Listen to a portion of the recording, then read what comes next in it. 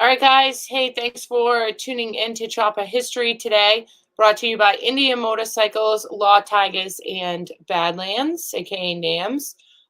Thank you guys, those sponsors, for sponsoring us and keeping this going so we can keep bringing you guys different shows on different topics, all mostly revolving around motorcycles. If any of you guys have any people you want on, things you want us to discuss, send us a message. Let us know. Or even put a comment on what you want to see or hear about. Today's show is going back to the Chase, which is another cross-country adventure on antique motorcycles. So we'll get to that. Something I want to mention, I've had a couple people ask about our bike nights, which are here in Halifax at our shop. We have them in the summer months, which is June, July, and August. They're on the third Wednesday, although I didn't really do my homework because I think the first one's going to be on the fourth Wednesday because of Laconia, right? Yeah, because of Laconia.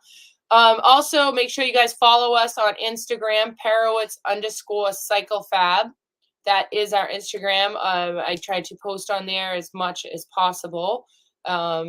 And also we want to give a little shout out to Donnie Smith. It was his 80th birthday Monday. Yeah, Monday. Donnie Smith, my good friend, turned 80, and he's still out there plugging away, still working every day, and still riding his motorcycle. So I hope I make it that far myself. Well, you will. You don't have much longer. I don't? Right. Well, 9 years. All right, so let's get to our guests today. So we have Alex. Hey, Alex. Morning. How are you? Hey, Alex. Afternoon. I don't know. Depending where you're at. Yeah, I guess it's afternoon for us, morning for you. And we have Chris Tribbey. Good morning, everybody. Hey, Chris. How you doing, Dave? Hey, I like that motor that's in the background, that flat side shovel. I couldn't not have any props behind me. I just had to do that. Exactly. Yeah, you set yourself up good. Alex, what do you got, a bunch of junk on the shelf? Bunch of junk. I'm not going to lie. I woke up like an hour ago, maybe. Yeah, it looks like it, Alex. Yeah. But at least you're 3 hours behind us, so it's not as late as it is here. Yeah.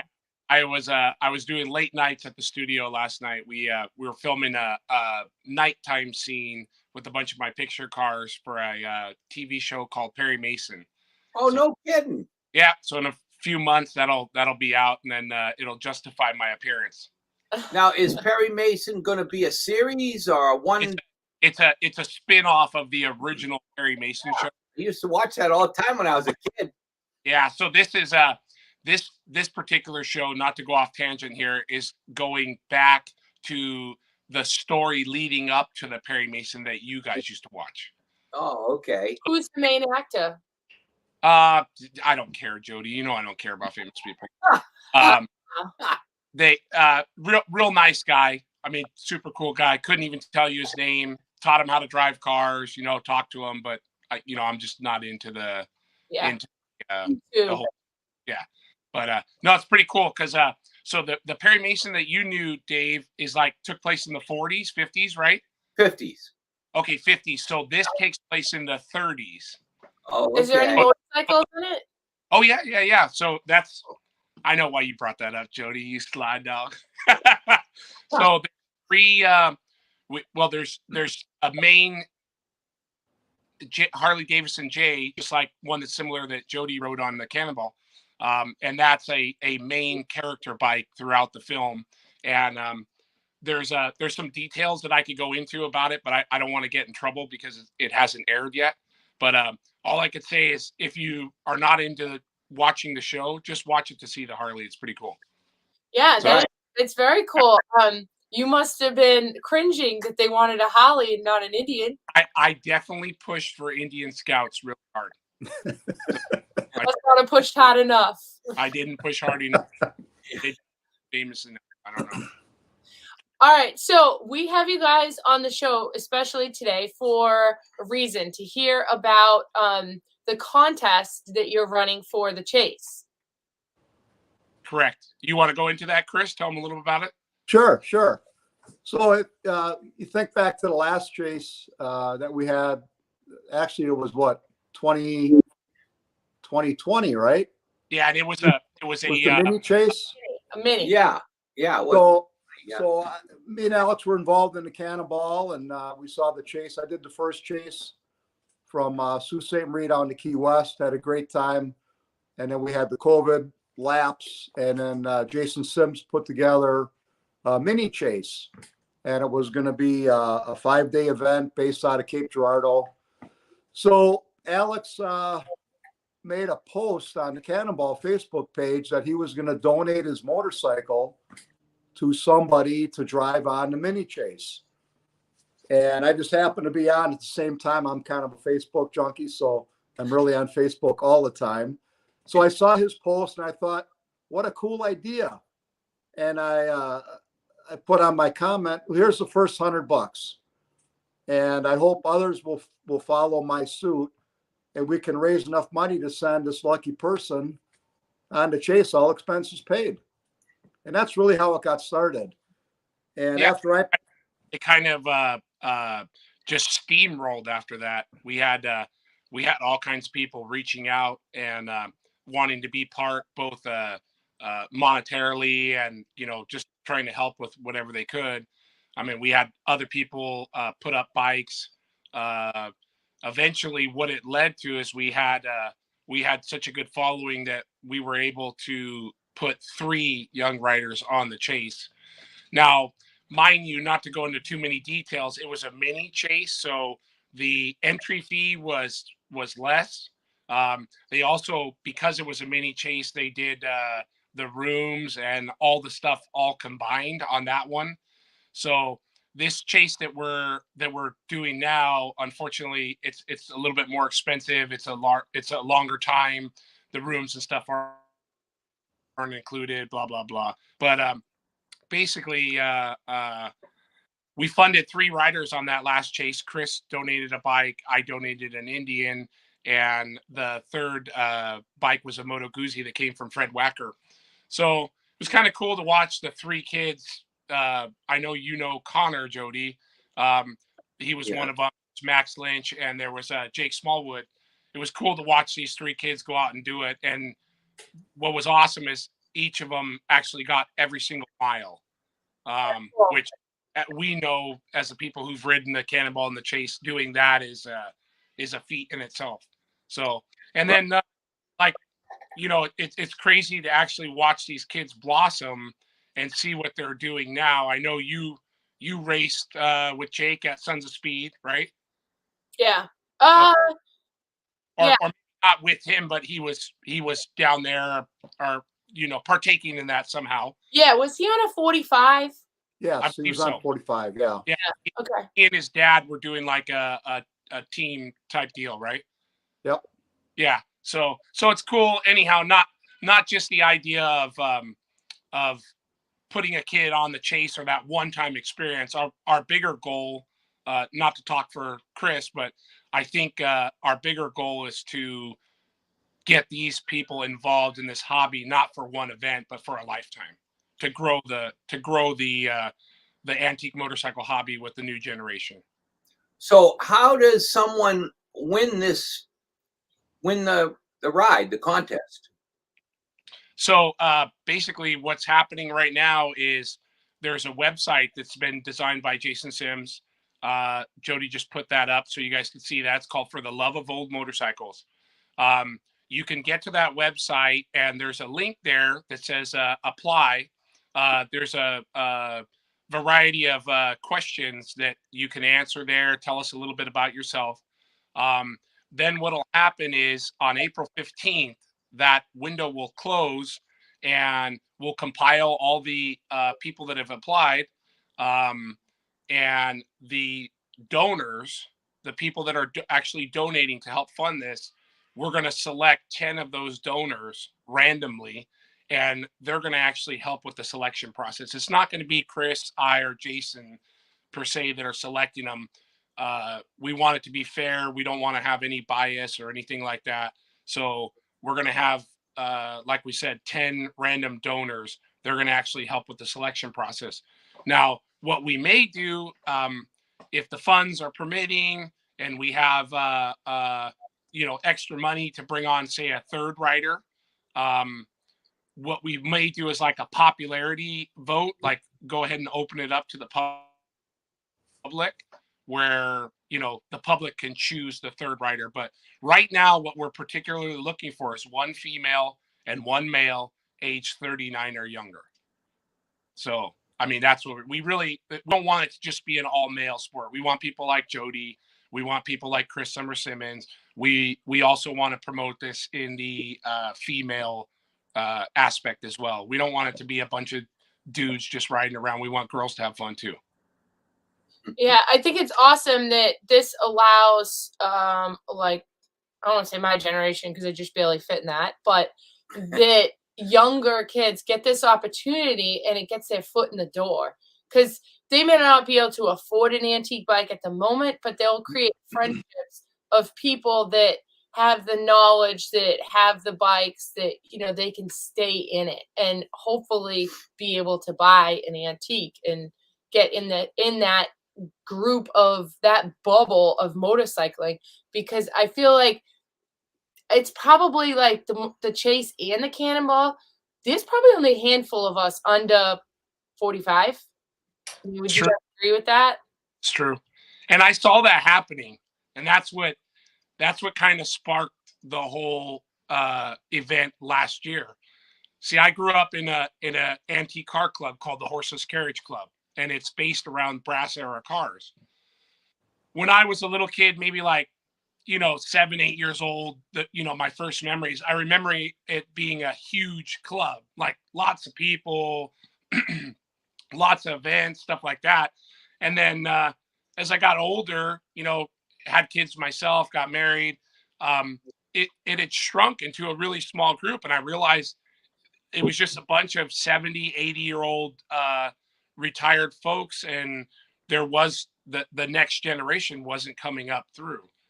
When I got heavily involved in the antique motorcycle, started doing the Cannonball and stuff, I started seeing that happen too. And it's no offense to the older generation. I mean, great for them carrying it on, but we're running out of time if we don't bring the next group in. Yeah, it's another dying hobby. Yeah, right. Absolutely. Yeah. So Alex, your kind of other job is cars and motorcycles to movie sets. Correct. Yeah, I rent picture cars and vehicles to the studio industry. So Chris, tell us what your background is on motorcycles. Well, I got my first bike way back. I was 18 years old, so I was kind of older when I got my first bike. But by the time I was 20, I had bought my first brand new Harley Davidson. And the guys I was hanging around with at that time, they told me, you're going to buy a Harley, you better buy a service book and a parts book, because you're going to be working on this bike yourself. And my dad was an auto mechanic. He owned his own service station. So I grew up as a little kid watching my dad working on cars and trucks, and taught me how to use tools, which was great. And, my buddies were right. My first 80 lowrider, I had to do a lot of work on it myself. A, because it needed it, and B, because I wanted to. We all started accessorizing it.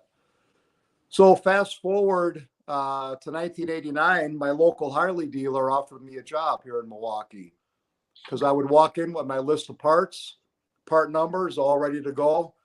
And they were impressed that I had my own part numbers. Didn't have to look anything up. So he offered me a job in 1989 working at the Harley dealership in Milwaukee, House of Harley. And I actually sold motorcycles and parts, both. So I got to know the motorcycles by selling them, and I got to know more about parts and what goes with what as a parts counterman. In 1997, I had the bright idea, the business is so good. And if you remember back in the mid 90s, that's when the Harley craze really just was taking off. People had to wait months or sometimes a year to get a motorcycle. Everything was selling for over MSRP. All the cycle manufacturers, all the offshoot brands were coming out. And I had the bright idea, business is so good, I should open up my own shop. So I walked away from a extremely profitable career working at my local dealer because I was being paid on commission. And the owner of the dealership, he looked at me in the eye and said, "I wish you all the luck in the world, but you're walking away from a lot of monies," right? I think we could all agree on that. This is not a money sport. So I opened up my own motorcycle shop in Milwaukee called Milwaukee Bike Works, and we built custom bikes. We did crash repair, and we had a pretty good business going. In 2000, I had the opportunity to go work at the motor company. And anybody in Milwaukee that's a Harley enthusiast, their goal in life is to work at the motor company. And so many of my buddies have said, you know, if I can just get in there to clean the toilets, I'd be happy working at the motor company. So I don't want to make it too long here, but I started out working third shift on the assembly line. Cleaning the toilets. Huh? Yeah, cleaning Cleaning toilets. the toilets. Yeah, so you can imagine what they look like. Yeah. Oh, And I was willing to do that. he had all the part numbers for the toilets. So I started out working third shift on the assembly line, and I learned all the jobs to put transmissions together. And I was eager to learn more. So I taught at the Harley-Davidson University. I wrote curriculum. I taught schools. I traveled all over the world. And my next job I had at Harley in service marketing. And I finished up in my career of running the whole curriculum development program at Harley-Davidson University. Fast forward to the end of 2018, and my job was eliminated along with maybe 50, 80 other people. Wow. So, okay, this is a sign. I walked away from the motor company after almost a 19-year career and opened up Bike Works again out of my shop here at home. So that's my story, as short as I can tell it. So you're happy doing what you're doing.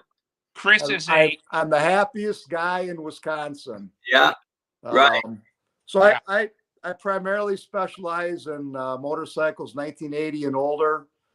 I do a lot of transmission rebuilding, a lot of wheel building, the carburetor linkert service, as well as complete motorcycle, what I call mechanical restorations, making them safe, making them sound. And I'm doing a couple right now for people that are going to be on the next chase. Yeah. Hey, tell us about that motor that's sitting on the bench behind you. So that's a 1967. I had a gentleman contact me last year from Oregon who said, "I heard about you and your restoration skills, and I want to ship you this 1967 police bike, San Francisco police bike, and I want you to redo the whole complete bike for me. Don't paint it, don't chrome anything, just make it roadworthy, make it safe." The bike was sitting about 15 years. So we start by taking it down to the bare frame, and every nut and bolt, as we all know, is inspected. All the wiring is replaced, all the bearings are replaced, all the brakes, tires, true up the rims, make sure the spokes are good. And you start putting everything back together again, right? So the way that my process works for me, all the bikes that I have done, I always save the engine for last. It's like the icing on the cake. Everything else is done. Then I bring the engine into my other shop here. That gets all taken apart, refurbished as necessary. I can get everything set back up here, get it timed, and then carry it back over to my other shop and put it in the frame and start hooking all the components up. Well, sounds good. So it's wonderful. Like I said, I love what I'm doing. And, you know, we reflect back on why we're doing what we're doing, which is the love of old motorcycles. I think Jason did a great job on naming that website. And if you look at the mission statement or the purpose of that website, that really is a collection of what me and Alex and Jason talked about at the Mecum auction. I can't read that. It's too small. But we want, I mean, our goal is to be able to help the youth generation either through providing financial support to do things like the chase and the cannonball. But I think more importantly, there's a lot of younger people that live in the Milwaukee area that I want to get involved watching me do stuff here in my shop. Sure. I want to teach them how to rebuild a linker, how to rebuild a transmission, how to rebuild a star hub and lace up a wheel. And a lot of these younger guys on the choppers, there's a big chopper community here in the Milwaukee area. They're bringing me their stuff. And every one of them I offer, okay, you want me to rebuild your linker? I got a better idea. Why don't you rebuild it? I'll hang over your shoulder. I'll make sure you do everything correctly. I've got all the parts here. And then you can have pride of ownership, if you will. I did this linker all by myself. And my name doesn't even have to be involved. But I want you to feel proud working on your own stuff. I want to help you. So I'm trying to instill a community here in Milwaukee. Come hang out at my shop, and I want to teach you how to do some of this stuff. That's pretty cool that you're willing to do that, because there's a lot of shops that don't want to teach somebody because then it eliminates your job.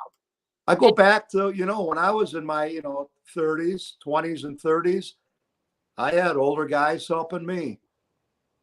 Right. I was the new dumb kid with a brand new Harley. Yeah. But pretty quick after I bought my first Harley, I bought a 61 Panhead. So I was hooked early on.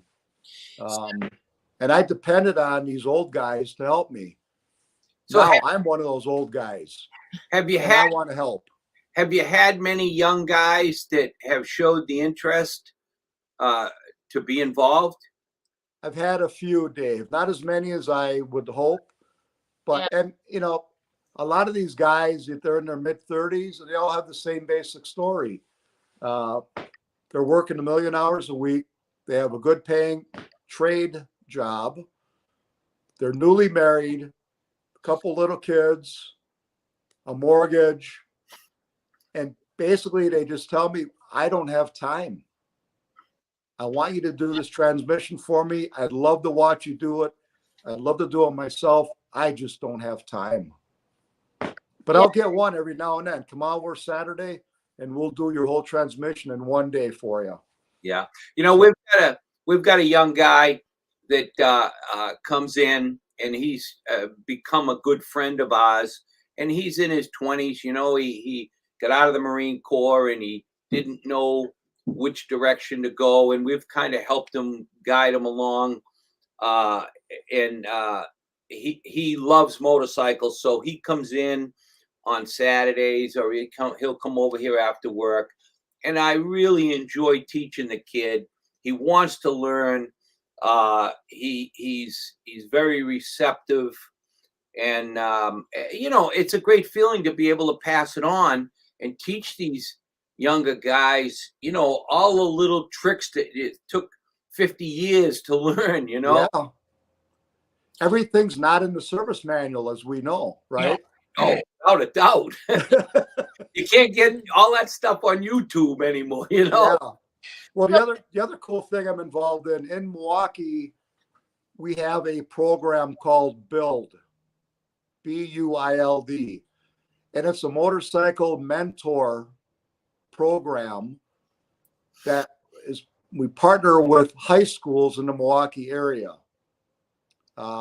Maybe you can pull that website up at some point during the show, but it's another very worthy grassroots build. Type in Build Motorcycle Mentor, and it should come up. Okay. So we currently have 9 high schools here in the Milwaukee area, and each high school has a couple of mentors that work with the students. And we actually take a brand new Royal Enfield motorcycle, strip it down to the bare frame, powder coat the frame, custom fit gas tanks. We lace up new wheels, so we teach them how to take apart and lace up wheels and true them, and then put the bike all back together and ride them around the racetrack. That's cool. So that's going on right now. The bikes have to be finished by the end of May. And the build organization here in Milwaukee, we're really trying to promote other, yeah, that's it, exactly. We're trying to promote other cities around the country to grab hold of this program and launch it in their local areas with the local high schools. How much response have you gotten from the kids in these, high schools? Say that again, Dave. I'm sorry. How much response have you gotten, from the students that are in the high school to participate in the program? A few. Yeah. Each high school gets, and it's all a volunteer basis, obviously. The students have to volunteer for it. They Yeah. have to have the support of their parents. But I would say, we have 5 to 6 per high school actively involved. Yeah. Chris, I've been involved in several local vocational schools that wanted to do build a bike project. And man, I'll tell you, I'm really sorry to say that the kids they just didn't have the interest at all. The programs just died a slow death. And then another school would take it over, or another teacher would take it over. They'd get a hold of me. I'd come over, try to, talk to the kids, but they just didn't have the interest. It's tough. Of the 5 guys, I'll say guys because they're all men in this high school. Probably one of them I would say probably one of them would give a 50-50 chance to continue on in the motorcycling world, if you will. Yeah. They're going to enter the workforce, and we have a lot of factories here in the Milwaukee area. Their buddies might get a job in the factory welding for, $28 an hour. And then this poor kid's, trying to get a job at a dealership that's paying considerably less. So a lot of times they'll follow the money. Well, it's like you said earlier, it's not about the money. It's about loving the love of motorcycles and being involved. When I opened up that bike shop I mentioned in 97, I went from a very good career at a dealership down to making less than minimum wage. But I was the happiest guy in Milwaukee at that time. I had my own motorcycle shop, right? Yeah. We were building some real nice custom bikes, and it wasn't about the money. No. Yeah. To get back on the subject of the contest for the chase, Alex, do you know about how many people you have? We have about 40 right now. Oh wow, that's awesome. Wow, good. Yeah, that's great.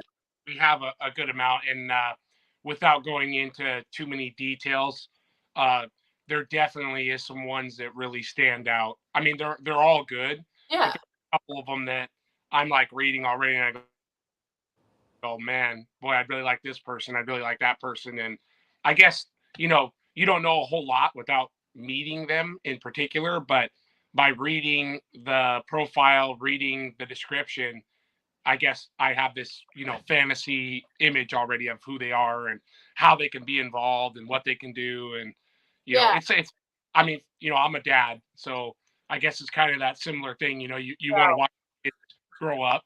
And I think one of the things that's really cool for Chris and I is to watch these kids kind of, not to go off on a tangent, but Connor, one of the writers from last year, working a regular job, obviously loved old motorcycles. He's actually gone on now to open his own little shop. He's working on antique bikes himself. And I think he's going to make a decent living. I mean, is he going to be a millionaire? Probably not. But he's happy, like Chris said. He's got his little shop. He's got clients lined up. He's working on stuff. Seeing to me, that's kind of a success story. So, but we'll just see. One of my favorite stories that I tell all the time, I'll make it short. I was at a junkyard called Pick Apart out here in California, and I have these old Broncos, and I was about maybe 22, 23, and I'm taking, I don't even know, I think it was a part off of a dash of an old Bronco. And there was a guy next to me, and he was kind of inside this little Toyota that was next to me, and he like asked out to me from the car that's beside me that he's trying to take a part off. He says, "Can I borrow a screwdriver?" And I said, "Sure." I had a whole box of tools there, take off whatever I needed. And I said, "Which kind do you need?" He says, "The one with the cross, the pointy one." I go, "You mean the Phillips?" He goes, "Is that what it's called?" I said, "Yeah." At that moment, I realized, how lucky I am to be able to do what I was, because this guy was like the same age as me. I started talking to him for a minute. Mom was a single mom, didn't really have a dad around, this and that. He was kind of telling me a story, but I thought it was really cool, to be able to talk to him for a minute and see that here he was. He didn't have a dad like me. He didn't have the exposure to mechanical things like I did, but he was still out there trying to pull a part off of a car, even though he had no idea what he was doing. And that's pretty cool. Some of these kids, maybe one of them that gets chosen doesn't know a whole lot about motorcycles, but you know what? By the end of the chase, by the end of, tinkering with their bike every day, they're going to have a whole new love and understanding for this that they would have never had otherwise. Yeah. Even me, I grew up around motorcycles. It's all we do. And I still learned so much. Every chase, every cannonball that I've been on, I learned more and more. And whether it's from my own personal experience with my motorcycle, or even like your motorcycle, Alex, and you and I rode together almost every day. Down, Jody, so we never had to work. But that's exactly it. You never broke down. You never skipped a beat. And it's because of this or because of that. And like, because it's an Indian, is that what you said? Well, no, it's probably just because you wrote it. But just, the little bits of, oh, you had to do that. You did this every day. And it was like, hey, come help me with mine. Because yours is running good. You'd be like, no, mine's running good because I'm doing this and doing that. Every day, maintaining it. So mine's running good because I had Chris Tribbey restore it for me. Wait a minute. Thanks for the Olive Indian. Yeah, who saw you on? Yeah. We put you in the middle of this broadcast for a reason. Yeah. Let's talk a little bit about the motorcycles. Yeah, that was going to be my next thing. Tell us about what motorcycles they're going to be riding. I think that's what kickstarted this going again for this coming chase. And Rodney Sterling contacted me. He may have contacted you, Alex. I'm not sure. No, he didn't. But I was aware of what was going on. So Rodney, a fellow motorcycle enthusiast like all of us, a fellow chase rider, he called me a few months ago and said, "Hey, are you guys going to do that young rider fundraising program again?" I said, "Well, me and Alex have talked about it. We talked about it with Jason." And I said, "I think we are. We got to get some bikes though." Yeah. And Rodney says, I'm telling you right now, I'll donate my WL. That's so cool. You have a bike. Yeah. And then we had Morgan reach out to us and offer his Harley as well. And he was particularly interested, and he thought it was really cool that we were really pushing a female rider. And he goes, it'd be really cool if I could donate my bike and to a young female rider so that she could experience that and everything. He was keen on the idea of, getting a young woman involved, which was, was awesome. Yep. What's his bike? Tell us about, which I already know, but tell our audience what his bike is. Well, and that's what blew me away when he made that offer. He's offering up his 1948 Harley FL. Oh, which is the first year of the Panhead. First year of the Panhead, last year of the Springer front end. Yeah. And the bike currently does not have bags or luggage rack on it. And Morgan said, I want to donate my bike, and like Alex just said, but I want it to go to one of the women that is going to win. And I'm giving my approval. They can drill holes in the fender to mount their own bags. Wow. I said, man, I can't imagine doing that. But he Yeah. said, hey, how else are you going to get things going? So we can't thank Morgan and Rodney enough for stepping up. Yeah, and those are just two that we've mentioned. Right. We actually have other people that are standing in line if we get to a position like we were last year, and we're gonna, possibly have more than 2 riders. But just to let everyone know, basically where we're at monetarily right now, we've only funded pretty much enough to do 1 rider. So obviously, Chris and I can't do everything on our own. We don't mind doing all the footwork. I mean, this is all volunteer work. This is all just, going on shows and promoting what we're doing. But at the end of the day, without the sponsors, without getting 50 here and 20 here and 100 here, we can't do it. Yeah, And I was going to say that the people that, even if you don't want to ride or whatever, but you support this, they can go on that website and donate money, correct? correct. They can go right on that for the love of motorcycles, loveofoldmotorcycles.com. You can you'll find a link down at the bottom, and you could donate any amount. I mean, we're not picky about what it is, but the fact of the matter is, not trying to be too blunt, we can't do it without monetary donations, because Chris and I just don't have the means to fund it all ourselves. If I was a self-made millionaire, I wouldn't even be on here asking for money. I'd just be writing the checks and getting it done. But the other thing too is, by you donating to this, you have a piece of this. This becomes your event as well. You become the person who's partially responsible of doing this whole thing, which is awesome. To me, it feels good when you do something like that. I mean, when I see people trying to get something done that I really promote, I chip in to make it happen too. And that's, at the end of the day, when you see something great come out of that, you get to sit back and say, man, I made that happen. So Yeah. if you could spare a few bucks, that would really help us out. And you'll be able to follow along the whole way. As the chase gets underway, we're going to try and get the riders that won to do like nice little write-ups each day. We're going to have photographs on the website. It's going to be something that you can follow along. And then also remember, if you're a donor, you may be selected in the process to actually help pick these people out, which to me is a really important job, really awesome job.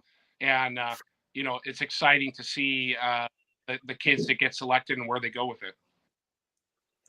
And it's, there's a lot of other people that are going to be involved helping. Just think about logistics. So, Rodney's bike is in Texas. Morgan's bike is here in Milwaukee. And depending on where the 2 winners are chosen in the United States, how do we get those bikes to those winners so they can practice and get to know the bike before the event? And like Chris brought up a really awesome point right now. Say, for instance, a kid who wins Morgan's bike in Milwaukee lives in Washington. We're going to be reaching out to people, especially in the antique motorcycle community, to, possibly go out and help that kid out or that person to get adjusted to the bike, learn the details about fixing the bike, all that stuff. So we also need help with that as well. So maybe if finances are tight and you can't do a monetary donation, shoot us a message and let us know that you're interested in helping in other ways. And maybe we'll call on you to help out with getting the young rider acquainted with their bike or something like that. Obviously, if it's in California, Milwaukee, Chris and I can handle it. But if we get situations where it's somewhere else in the country, which we do, we have rider submissions from all over the country. At that point, it would be nice to have a group of people that we could call on to get the young rider support in their neighborhood. Yeah, so you guys are not only looking for applications for the riders, but you're also looking for monetary as well as even just helping a hand. Correct. To keep this going. So it's good that it's not necessarily only falling on you guys, that you're reaching out to the antique community, because I'm sure there's a lot of people that don't have the time or the resources or the drive to do this, but they want to help. Correct. So it's good that you can get help from other people as well. Yep. So if we got a rider up there in Boston, Dave, you ready? Oh, hey, we're ready. Well, Connor, that's why he did so well, is because he's actually a Boston boy. Oh, let me guess, and because he's a Harley guy too, right? Yeah, we didn't want to say that, but Yeah. In which Tom Banks is chiming in here a couple times, and he says, I'm thinking a Harley won over Alex. Oh, A Harley or a Harley rider? Tom Banks, you're just lucky I didn't show up at Sons of Speed with an Indian. Yeah. Well, there's always next year, Yeah. There you go. I think any minute now Tom's going to be typing back, "Bring it on, Alex." Oh man. But I think, like I see a couple people, Lloyd Benson, he's a big antique guy from New York. He's chiming in great stuff. Ken, which is Mad Stork, he was on the Cannonball with us. He took photographers and stuff. Photographer, had a lot of fun with them. Yeah, good guy.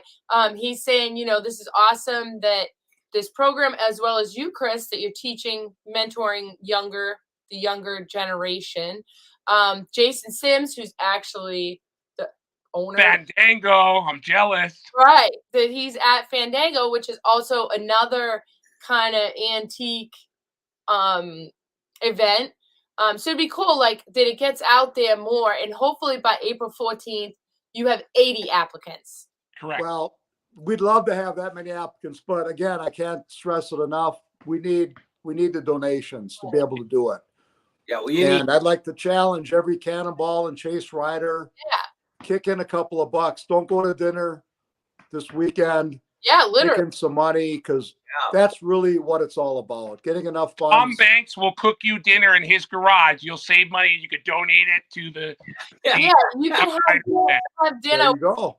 with Tom Banks and Mr. Hot. There we go. Yeah. Come on. That's got to be worth $100 bill. Dinner with Tom and Mr. Hart. Come on. Yeah. He's got some good stories. That old man is nuts. Yeah, no, I'm jealous. If I get back there, I'm definitely having a Tom dinner with Mr. Hart.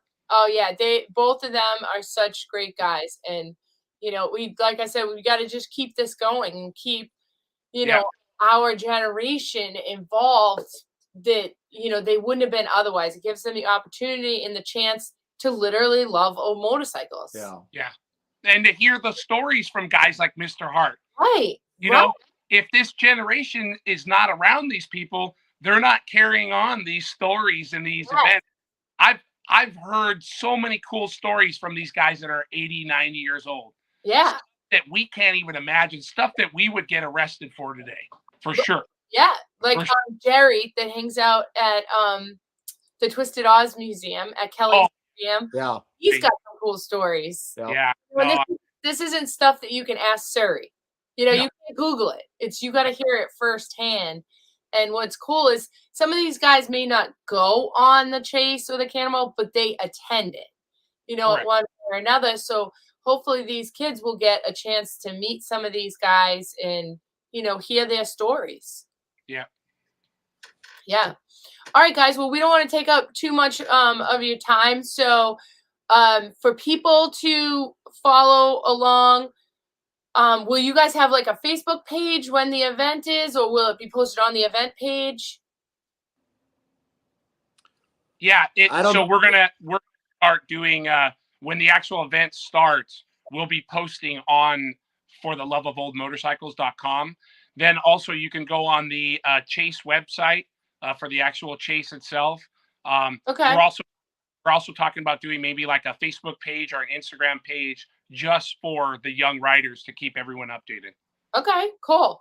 So yeah, but we'll keep that information. If we do a Facebook or Instagram page, we'll go ahead and post those links on the website, loveofoldmotorcycles.com. Okay, and I see Jason Sims says we got 2 entries in the last 20 minutes. That's perfect. Cool. Yeah, Right. so that's what we want to get. That made the whole show worth it, just that. And then Ken, he says, I travel around in my van a lot. I may be able to transport a bike if needed.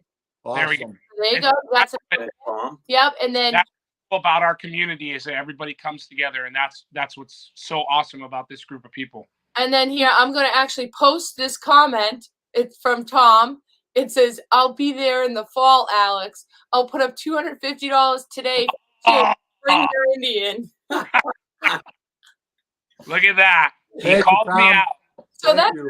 pretty good. We got some entries. We got some money. We got some transport. Yeah. So- and I'm sure there'll be plenty Yeah. Hey, Tom, I might be done with that 14 Harley by then. Maybe I'll have to race you on that thing. more. And so actually somebody said, where can fans go to donate? So you go to the loveofoldmotorcycles.com. Let me put that website back up. And there's a donate button on there that people I can. think down at the bottom of the page where you could donate. And again, thank you for considering a donation. We really appreciate it. Yeah. Oh, hey, we're glad that we can help a little anyway, We Yeah. appreciate it. Thank you guys for having us on. Yeah. And Thanks for the exposure. yeah, and all of your fans, again, feel free to follow the website. The chase is starting in September. Do you know the exact date, Chris, off the top of your head, or Not no? off the top of my head, no. I don't know it off Early the top of my head. September. I apologize, but it's I believe the first or second week in September the chase starts. I think it's like the 15th. Is it The 15th? 15th. Okay. 15th, Yeah, 25th or something? You'll get obviously we'll have updates. We'll do an announcement if you want to have us back, Jody, possibly with maybe the winners. Yeah, definitely. Let's do that like midsummer. So Yeah. they'll have their bikes and we can get their opinions of Correct. riding these bikes and getting some miles down and hear about how excited they are for the event. Yeah. So all of you guys that are choosing to donate, we'll make a promise to you that we'll be back on the winners Yeah. at some point. That way you see the riders that you helped out, and you could see what you guys have done through your donations. Yeah. All right, cool. So Cool. once again, loveofoldmotorcycles.com. If anybody wants to donate, apply for one of the sponsorships, or if you could somehow help out otherwise, whether it's transporting the bikes or anything like that, go on that website. Awesome. Thank you guys. I appreciate All right. it. Thank you, Alex. Thank you, Chris. Thanks, Thank you. Bye. Chris. Yeah. I might be now. You right? How close are you to Milwaukee? I'm 5 miles from Milwaukee. Okay, because I've got 2 bikes that I bought. Then they're right on the outskirts of Milwaukee, and I might be taking a road trip soon to go out there. I'll give you a call. I'd love to stop in. Yeah, You please got to go do, to Dave. Nick's Anvil Inn. We're going to go to Nick's Anvil Inn. Got to go right. to Nick's. If you're in Milwaukee and you're not at Nick's Anvil Inn, there's a problem. All right, we'll have to check that out Yeah. then. Well, I guess we know where DP's going. Yeah. All right. Thanks again. Thank Bye. you, guys. Okay. All right, guys. So that was our show for today. Next week we will have Jason Sims on. This week he's at the Fandango, which I want to hear about that event. Yeah. And he'll be at Arizona Bike Week. So he's going to be checking in with us, as well as we're going to talk about the chase and what his opinion is of this program. And if there's anything more he's got to add to it that we can help promote, because we both believe this is a great thing, because the next generation needs to learn and be involved in antique motorcycles. Yeah, that's for sure. A couple of things that I want to mention. I have a 1993 FLHS for sale. The bike is a mint. It's in mint condition. It's had the motor redone. It's got an 88-inch motor, and it's real clean, real clean bagger. So if anybody's interested, give us a call here. And also, sometime in May, we're going to do a paint materials seminar here at the shop.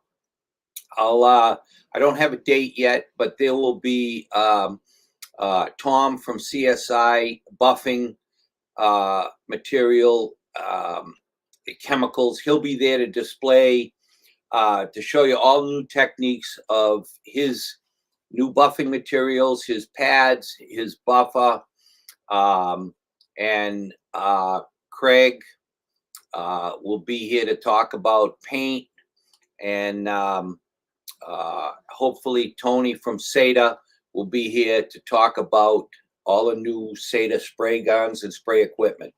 So I'll keep you posted. It'll be very limited. There'll only be probably 25 spots available. It'll be a whole day deal here. So we'll let you know on that.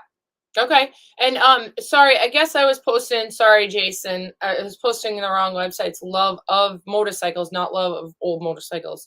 So just loveofmotorcycles.com for all you guys that want to donate that were on here, or if you want to apply. So loveofmotorcycles.com is the website, in which I'll post a link to it right now once we get off on our Parowitz Facebook page. All right, so I guess that's it for the show today. Like I said, we'll be back next Thursday. Thanks for everybody for tuning in. Thanks to Indian Motorcycles, Law Tigers, and Badlands for sponsoring Chopper History, so we can keep bringing you guys all these cool motorcycle stories, motorcycle people, and events and whatnot. All right, guess we'll catch you next week. See you next week.